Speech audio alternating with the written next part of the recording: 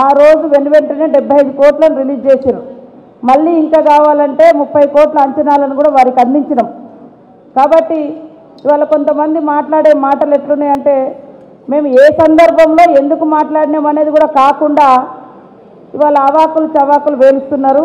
మేము ప్రతి పనిని స్వాస్థ్య ప్రాతిపదికనే నిర్వహించాలని, ప్రతి వర్క్ కూడా పర్మనెంట్గా నాణ్యతతో ఇక్కడ ఎవరం కూడా రాజీ పడలేదు, పడం కూడా.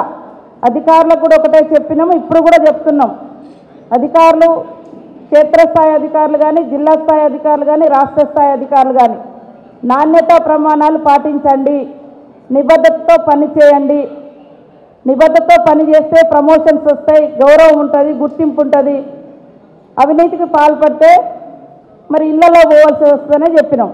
కాంట్రాక్టర్లు కూడా కొన్ని చోట్ల ఎందుకో తెలియదు కానీ చాలా లెస్సుకుపోయారు. ఆ లెస్సుకుపోయినటువంటి అమౌంట్ కూడా మేము వెంటనే గ్యాదర్ చేసి అవన్నీ కలిపి మళ్ళీ ఇంకొక కాడ పని చేయిస్తున్నాం. కాబట్టి మేము లెస్కేసినాం కదా, మేము తక్కువ నాణ్యత పాటిస్తామంటే ఉండదు. ఎందుకంటే వాళ్ళు లెస్కొచ్చారు, మేమేం చేయలేం. కాకపోతే మాకు కావాల్సింది కరెక్ట్ పనులు కావాల్సిందే.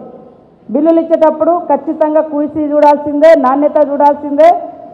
కలెక్టర్ గారు, సంబంధిత అధికారులందరూ కూడా ఎవరితో మనం రాజీ పడాల్సిన అవసరం లేదు. పర్మనెంట్ వర్క్స్ కానీ ఏ వర్క్స్ అయినా మీకు తెలుసు, జాతర అంటే కొంత తాత్కాలికమైనటువంటి ఏర్పాట్ల కోసం కూడా ఖర్చు అవుతుంది. ఇప్పుడు పోలీస్ శాఖ మీద పెడతాం ఓ 10 కోట్లు 8 కోట్లు, అది వాళ్ళ మెయింటెనెన్స్ కోసం.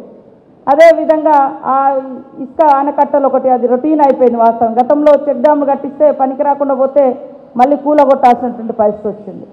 తర్వాత మరి వాటర్ కాడ ఏదైతే స్నానఘట్టాల కాడ ట్యాప్స్ కానీ, తర్వాత బావుల పూడికలు కానీ, ఇవన్నీ కూడా అప్పటికప్పుడు ఇప్పుడు జాతర నిర్వహణ కోసం కొంత ఖర్చు పెట్టాల్సి వస్తుంది.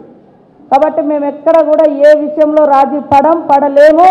మాకు ఇష్టమైన దైవము తల్లులు, మేమిద్దరం కూడా ఆడ కూతుళ్ళము. ఆ తల్లుల యొక్క జాతర నిర్వహించడం మాకొక గొప్ప అవకాశంగా, మా పూర్వజన్మ సుకృతంగా మేము భావిస్తూ ఉన్నాం. కాబట్టి అధికారులు కూడా అదే రకంగా పనిచేయాలి.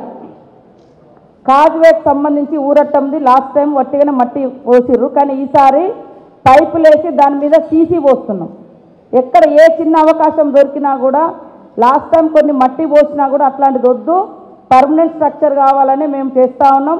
అదేవిధంగా మీడియా పాయింట్ కోసం కూడా ఇంకొక సపరేట్ మీడియా పాయింట్ను కూడా ఈసారి ఏర్పాటు చేస్తూ ఉన్నాం. బెల్లానికి సంబంధించి కూడా బెల్లం ఎత్తి వేయడము ఇబ్బంది పడుతున్నారు, తలలు బలుగుతున్నాయి అనేటువంటి ఉద్దేశంతో ఒక కొత్త విధానం, వారు వేసినటువంటి మరి కట్న కానుకలు బెల్లం కూడా బంగారాన్ని గద్దెల మీదకి పోయే విధంగా కూడా ఏర్పాట్లు చేస్తూ ఉన్నాం.